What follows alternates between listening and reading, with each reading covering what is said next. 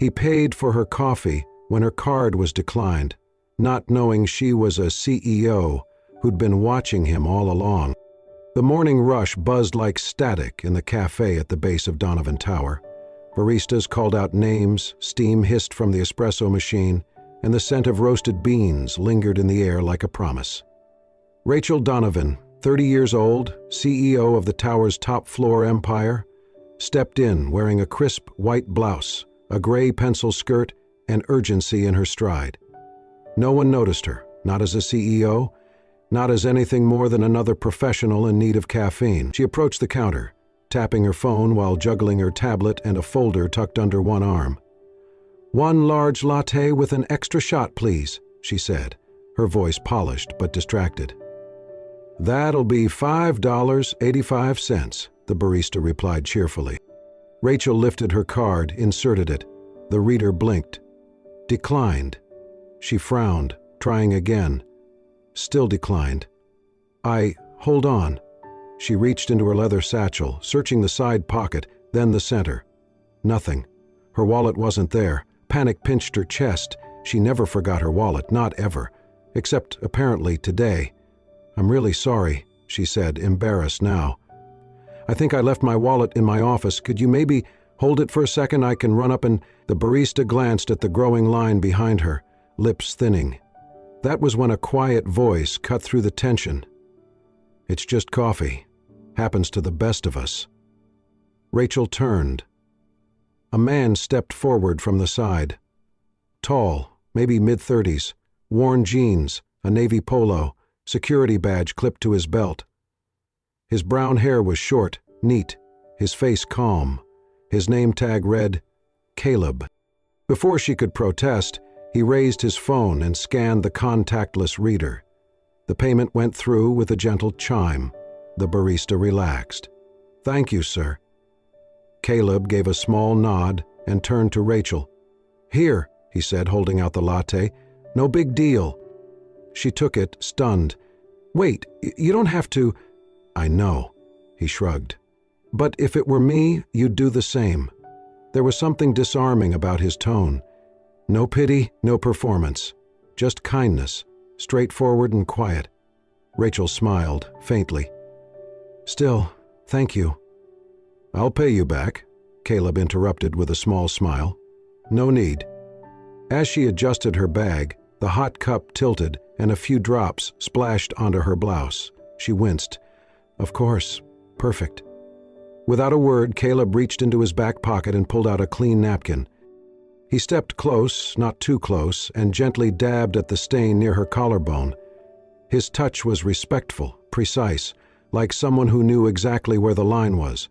"There," he said, "mostly gone." Rachel looked up at him. He was already turning away.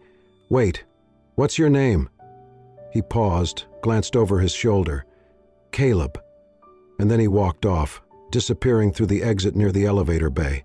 Rachel stood still, clutching her cup, the napkin still in her hand. Around her the line moved again. Orders were shouted. Espresso poured. But something had changed. A small, simple gesture.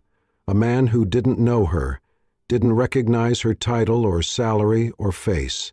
And yet he had paid for her coffee, wiped her shirt, and left without waiting for thanks or recognition. She looked down at the napkin, the faint trace of coffee now drying on the edge.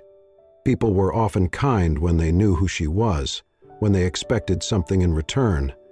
But Caleb, he didn't even ask her name. Rachel took a long sip from her latte, still warm, still perfect. And then, with a thoughtful frown and something shifting in her chest, she headed toward the elevators, her first meeting of the day still waiting. But now, her thoughts were somewhere else entirely, with a man named Caleb and a coffee she would never forget. The conference room on the 26th floor was glass-walled and quiet, with nothing but the soft hum of a coffee machine in the corner and the rhythmic tapping of laptop keys. Rachel sat at the head of the long mahogany table, sleeves rolled up, a neat stack of printed resumes in front of her. It was her personal decision to review the shortlist for the new regional tech initiative, something she'd fought for after years of relying too heavily on department filters and impersonal software. The stakes were high. Donovan Enterprises was expanding its digital division into 3 new cities. This team would build the foundation. Rachel wanted people with grit, not just polished credentials. She scanned one resume, then another. Solid candidates, yes, but something about the uniformity made her restless. Too many perfect lines, too many buzzwords. She reached for the next folder, and then she paused. The name at the top stopped her cold. Caleb Morgan. Her eyes narrowed. She remembered that name. She had just read it, not in the accepted pile, but in the rejection column. She reached into the discard stack and rifled through until she found it. His resume had been marked in red ink. Gap in employment. Incomplete explanation, discard. But now, seeing it again, she read more carefully. Former senior systems engineer, Halbert Technologies. Her heart caught slightly. Halbert was no joke. Prestigious, selective. She scanned down, 8 years experience, several internal promotions. Then, a sharp stop, a 3-year blank. No explanation other than a vague, personal leave. Rachel leaned back in her chair, tapping a pen against her knee. The Caleb she'd met at the cafe, quiet, steady, warm, hadn't looked like a man who couldn't hold a job. He had looked like someone who had chosen stillness over chaos. She stood, crossed the room, and pulled up the digital application on the company portal. Attached to the application was a small note in the additional comments section. It simply read, "Looking to re-enter the tech world at my own pace. I'm not looking for pity, just purpose." Rachel's throat tightened. Her fingers hesitated over the keyboard, then began typing quickly, searching through internal records, LinkedIn, public data. And there it was. An article from 4 years ago, buried deep in the local news archives. Tech exec loses family in tragic freeway crash, leaves company weeks later. She didn't need to read the full piece. The photo told enough. Caleb, younger but recognizable, standing at a memorial site with a single white rose in his hand. Rachel leaned back, her breath shallow. She was not someone easily shaken, but something about the silence of his resume, the dignity in it, moved her. She looked back at the printed page. It felt like holding the tip of an iceberg. And someone in HR, had looked at that blank space and seen a flaw. She saw a fight. Rachel picked up her pen and crossed out the red line. Then, next to his name, she wrote in bold black ink, "Priority Review, Direct Interview with CEO." When her assistant returned with coffee, Rachel didn't look up. "Emily," she said evenly, "I want you to pull the full HR notes on this one, Caleb Morgan, and set up a one-on-one meeting, no panel, just him and me." Emily blinked. He's one of the rejected ones?" "Not anymore," Rachel said without looking up. 2 hours later, back in her office, Rachel closed the door and stared out the floor-to-ceiling windows at the city below. The sun was just beginning to break through the morning haze. People down on the street looked like toy figures rushing toward unknown goals. She thought of Caleb's words again, soft and simple. "If it were me, you'd do the same." But would she? Had she? How many people had she overlooked because they didn't fit neatly in the boxes? She remembered the way he had stepped back after paying, giving her space. The way he had dabbed the coffee from her blouse with quiet care, never making it awkward. The way he walked away as if expecting nothing, not even a thank you. And now here he was again. Not in the building by accident, but on a list she had never looked at until today. A man who had once led teams of 50 engineers, who had lost everything, and instead of collapsing, chose to rebuild with the tools he had left. Dignity, silence, and a job that let him breathe. Rachel looked back at her planner and circled the next Thursday afternoon in red. Below it she wrote, "Interview, Caleb Morgan. Read him, not the resume." The late afternoon sun slanted through the tall windows of Rachel Donovan's corner office, casting a golden hue on the glass table where 2 mugs of coffee sat, one untouched, one cooling. Caleb Morgan stood by the door, unsure of where to place his hands. He looked slightly out of place in the sleek, modern room, his security uniform clean but simple, his posture polite but guarded. Rachel gestured to the seat across from her. "Please have a seat." He obeyed quietly, but his eyes searched hers, calm and alert, like a man used to uncertainty. "I imagine you're wondering why I asked you here," Rachel began, clasping her hands lightly on the table. Caleb offered a small smile. "You mean, besides the obvious, coffee incident?" She laughed just once and nodded. "Among other things." She reached for a folder on her desk and opened it slowly. Caleb Morgan, former senior systems engineer, 8 years at Halberd Technologies, multiple commendations. Then, 3 years with no entries, and now, a part-time building security role. "You didn't include any of that in your cover letter." He didn't flinch. "I didn't think it would matter. Most people stop reading after the gap." Rachel tilted her head. "And if they hadn't? If someone had read to the end?" He hesitated, then shrugged lightly. "They'd see someone rebuilding, on his own terms." She studied him for a long moment. "You're overqualified for any of the roles we posted. You know that, yes?" he said simply. "So why apply for something entry-level? Why not wait for the executive doors to open again?" His voice was quiet but unwavering. "Because I didn't want pity. I wanted purpose, a fresh start that I earned, not one handed to me out of guilt or curiosity." Rachel nodded slowly. There was something about the stillness in him, unmoving, steady. It wasn't pride, it wasn't arrogance, it was clarity. She looked down at the folder, then back at him. "Do you know what surprised me the most?" she asked. He shook his head. "That morning, when you paid for my coffee, you didn't linger, you didn't ask for anything. You didn't even let me thank you." He smiled just a little. "It didn't feel like something I needed thanks for. But it was," she said softly. "Not just the coffee, but how you did it. You saw me, just a person, in a moment of need. Not a CO, not a stranger to impress." Caleb said nothing, but his expression softened. Rachel reached into her drawer and pulled out a thick envelope.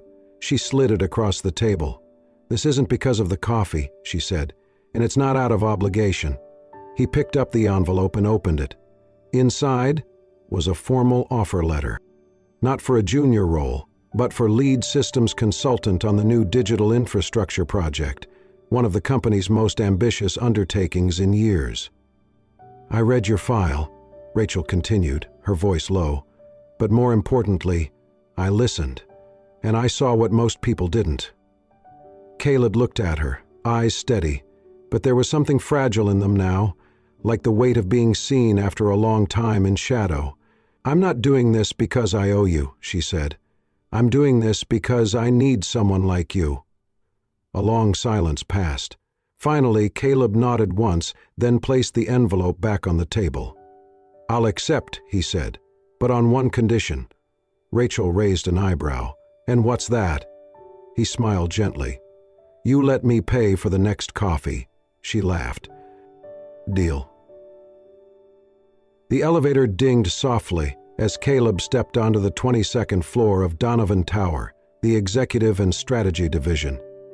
The floor looked nothing like the lobby where he had stood months ago as a part-time security guard. Here, the lighting was warmer, the air subtly scented with cedar and lemon, and the walls were lined with sleek digital displays showing real-time data feeds and project dashboards. His ID badge now read Technical Strategy Consultant.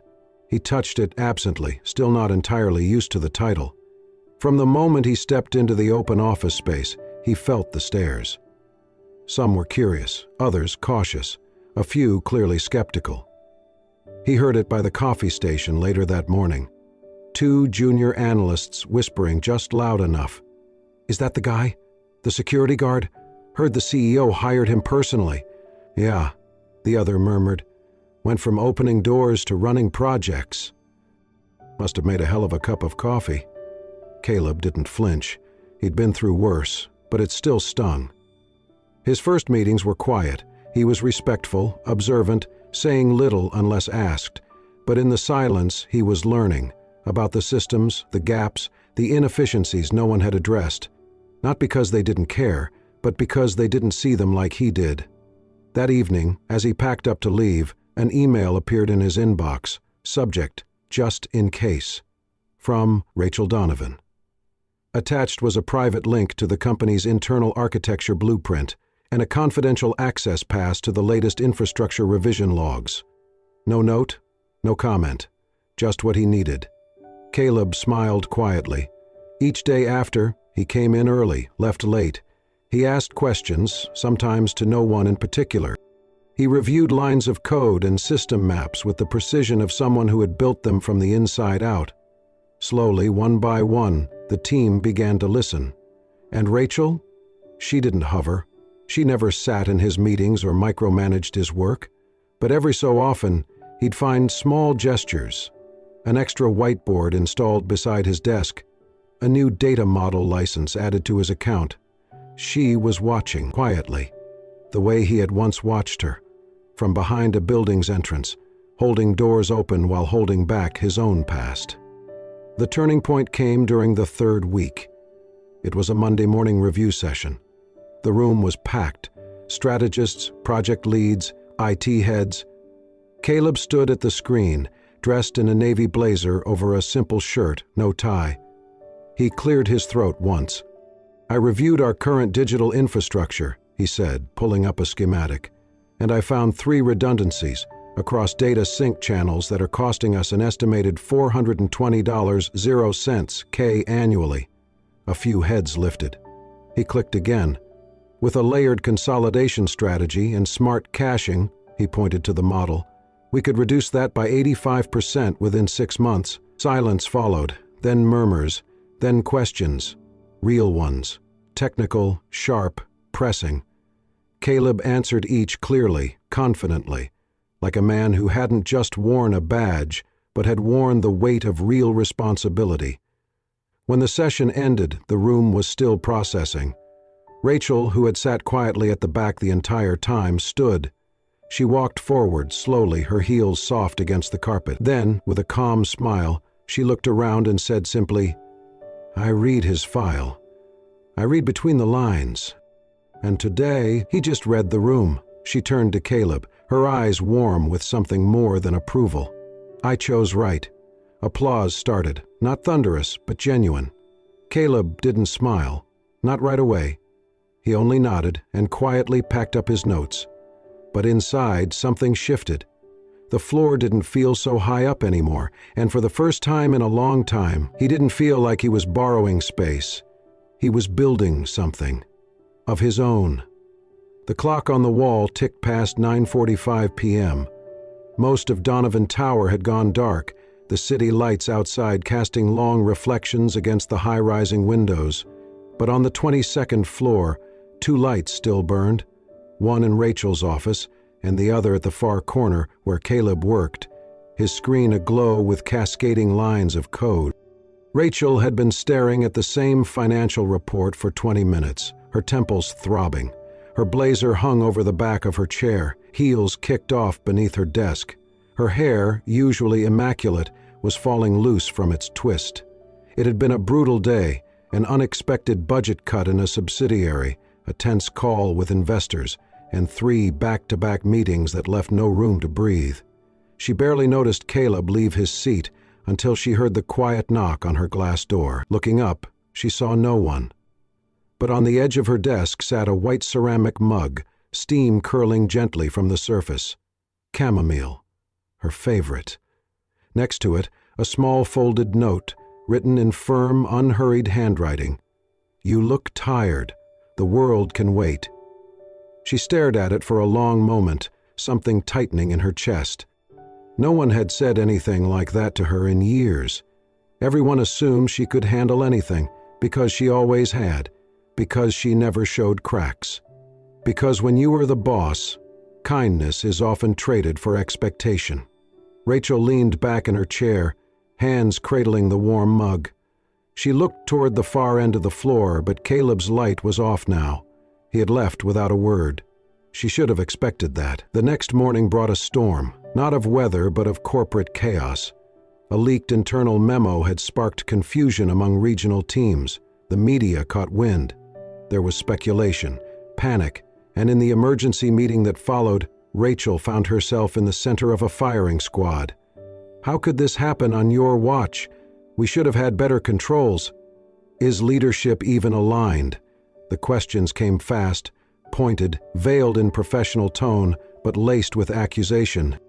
Rachel sat at the head of the table, spine straight, jaw tight, absorbing each word without flinching, but her knuckles whitened around the pen in her hand. Then Caleb spoke. He hadn't planned to, but something about the way Rachel's eyes had flickered, just once, barely visible, made him move. "With respect," he said, his voice calm but clear, "if we are going to question leadership, let's be accurate." The room turned. Rachel wasn't the leak. She wasn't the bottleneck. And she sure as hell wasn't the one who failed to flag the outdated communications protocol. That was my team, and I own that. Silence. Caleb continued. "But while you're pointing fingers, she's been in this office at midnight cleaning up the mess, so unless anyone here has logged more hours this week than she has, I suggest we direct our attention to fixing, not blaming." A beat. Then Rachel spoke, her voice steady, but softer than usual. "Thank you, Caleb." The meeting continued, less hostile now, more focused. When it ended, Rachel lingered behind, stacking papers in silence. Caleb stood by the door, waiting. When she finally looked up, her expression had changed. Less guarded, warmer. "Why did you do that?" she asked, quietly. "Because you were alone," he said simply. "And I know what that feels like." She crossed her arms, not in defense, but in something closer to vulnerability. "You really believe that's enough? Just showing up?" Caleb nodded. "It's where everything starts." For the first time, Rachel didn't have a sharp reply. She just looked at him, really looked, and realized, somehow, in this whirlwind of corporate warfare, he had found a way to reach her, not through power, not through strategy, but through stillness, through seeing. Later that night, she found herself rereading the note he left. "You look tired. The world can wait." And for the first time, maybe it could. The grand ballroom of Donovan Corp's 10-year anniversary gala glowed under crystal chandeliers. The room was filled with executives, investors, media, and smiling colleagues. Toasts were made to a decade of innovation and expansion. A string quartet performed softly near the raised dais. The atmosphere was polished, celebratory. But Rachel Donovan felt a strange blend of pride and exhaustion. She had organized every detail, yet this night felt unreal. She wore a floor-length midnight blue gown. The deep cut at her back revealed just a touch of skin, and the fabric shimmered when she moved under the warm lights. Her blonde hair cascaded in loose waves, and her makeup was poised, confident, elegant, but she carried the weight of the evening on her shoulders. Caleb Morgan stood by the service doors, watching. He was in a classic tuxedo, no frilly accessory, no flashy cufflinks, just clean, understated, genuine. He had arrived early to help Rachel with gala details, ensuring stage lighting was soft, checking microphones, and quietly regrouping staff. He had slipped away to change into formal wear, but his mind was still on her. Earlier in the evening, he noticed her shiver as she greeted guests near the north window, drafts from the open balcony. With discreet timing, he dropped a soft, navy cashmere wrap over her shoulders before she saw him. His fingers brushed hers briefly as he arranged the folds. She felt it, even then. Now, as the final presentation concluded and the quartet ended on a lingering chord, the assembled crowd moved toward the dining area. Glasses clinked, laughter spread. Rachel smiled, thanked people, accepted compliments. But her thoughts were elsewhere. A hush fell, the fireworks were scheduled. Opening the southwest terrace doors, Rachel stepped out, adjusting the wrap around her slender shoulders and pausing as the warm air hit. Caleb followed a few steps behind. The sky exploded with color, first red, then electric blue, a cascade of gold. Each burst lit their faces, vibrant, bright. the fireworks reflected in her eyes. Caleb watched her watch them. She turned slightly and a smile flickered. "It's beautiful," she said softly. "It is," he agreed. They stood side by side, silent. She lifted a brow almost imperceptibly. He took in a slow breath. "You're cold." She looked at him. He held out his free hand.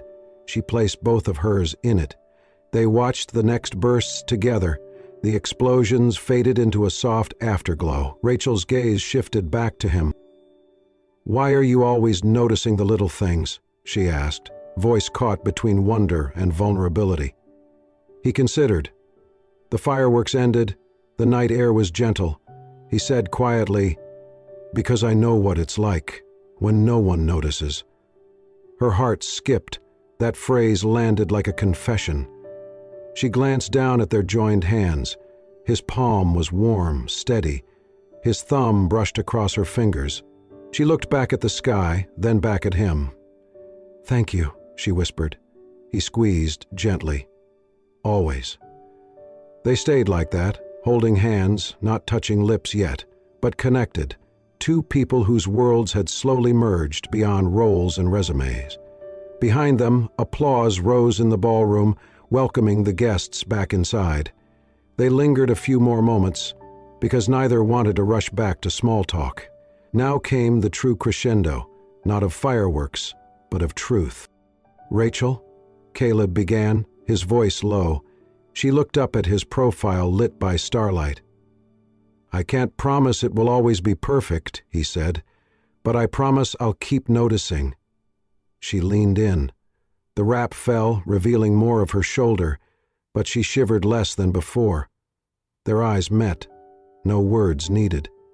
Then he stepped closer, gently tilted her chin up. The office was quieter than usual. It was past 7 p.m. and most of the floor was dark except for a corner cubicle where soft typing could still be heard. Caleb passed by on his way to grab a folder he had forgotten, but something in the stillness made him stop. Inside the cubicle sat Mia, one of the youngest members of the analytics team. Her face was pale, eyes red from what she thought were unnoticed tears. Caleb leaned gently against the edge of the cubicle and spoke softly. "You okay?"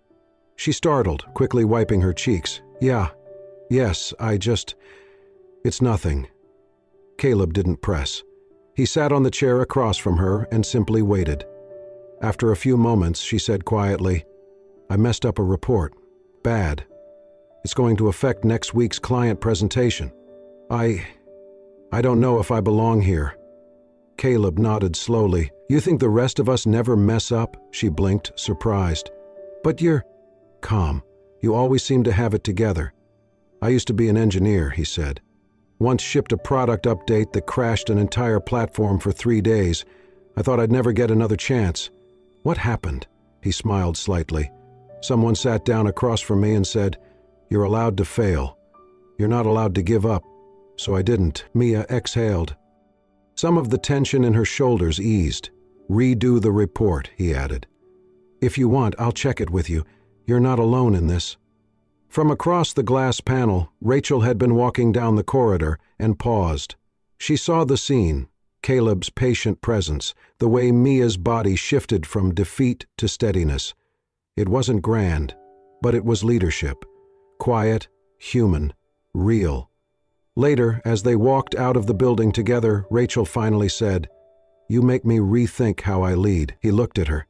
She continued, "All this time I thought leadership was about being ahead of everyone. But maybe it's more about walking alongside." Caleb smiled, hands in his coat pockets. "Leadership doesn't start with power, it starts with presence." They reached the curb. Her car was still in the shop, and he offered her a ride home again. She agreed. Inside the car, the city lights flickered past. Rachel leaned her head back against the seat, letting out a quiet sigh. "You're right," she said. "You don't have to say much to change something for someone." He glanced at her. "Neither do you." She turned to him, lips curving. "You always notice more than people think you do." "I used to miss things," he said, voice soft. "Now I try not to." The car grew quiet again. a gentle quiet. Soft instrumental music played low from the speakers. As the traffic slowed, Rachel's eyes began to close. The fatigue of the week, the emotional weight of everything, finally settled. She didn't mean to fall asleep, but within minutes her breathing evened, head tilting slightly to one side, hair brushing her cheek. Caleb noticed. At the next red light, he turned slightly toward her. A few strands of her blonde hair had caught at the corner of her lips. Carefully, without a sound, he lifted a hand, paused, just inches away. He hesitated. Something in him stirred. Not the rush of infatuation, but something older, warmer, a sense of recognition, of having found something he thought he had lost for good. As his fingers gently brushed the hair away from her face, Rachel stirred. Her eyes fluttered open. For a second, neither of them moved. Her gaze met his. His hand still hovered near her cheek. He began, pulling back quickly. Sorry, your hair. Her face flushed, but her eyes didn't leave his. It's okay. They didn't say anything more, but the air between them shifted. Something unspoken, undeniable, began to take root. When they reached her building, he stepped out and opened her door, as always. She stepped out slowly, turning back to him with a look softer than usual. Thank you, she said. For tonight, for earlier, for seeing people. His answer was a small, understanding nod.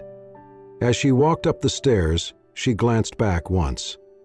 He was still standing there, hands in his coat pockets, watching her. Not with possession, but quiet regard. Inside her apartment, Rachel leaned against the door for a moment, pressed a hand to her chest. It wasn't just gratitude. It was the beginning of something else. Something no MBA program, no leadership seminar, no board meeting had ever taught her. She smiled, because some lessons, the ones that matter most, can only be learned from someone who's lived them. The auditorium was filled with soft applause as Rachel stepped onto the stage. A large screen behind her displayed the logo of Donovan Corp., along with the title of the program she had championed over the past year, The Second Door, Hiring Without Bias. It had become more than a pilot idea. It had become a national conversation. Rachel wore a navy blue pantsuit, simple but strong. Her hair was pinned back, her voice calm as she addressed the crowd. I stand here not just as a CEO, but as someone who once got a second look, who realized that sometimes the most valuable resumes are the ones we almost miss. This initiative isn't about charity. It's about recognizing value in quiet places, in quiet people. Applause erupted again, cameras flashing. But while her name was printed in bold on the certificate she received, while her photo would be featured in industry publications the following week, Rachel's eyes searched the back of the room. Past the lights, past the applause, Caleb stood near the exit, not on stage, not in the spotlight, just as he preferred. He caught her gaze. She gave a small nod. Later, as the crowd dispersed and the press moved on, Rachel slipped out the side door and found him waiting near the lobby's wide glass windows. You stood back, she said. I always do, he replied with a soft smile. She stepped closer. You're the reason I stood up there tonight. He shook his head slightly. You were always going to stand up there. Rachel looked down for a moment, then gently took his hand. I don't love you because you were kind to me when my card got declined, she said. I love you because you're kind when no one's watching. His fingers curled around hers instinctively. He didn't answer. He didn't need to. Outside, the city buzzed like it always did, but for them the night held a stillness they both understood. Later, they found themselves back at the same coffee shop where it had all begun.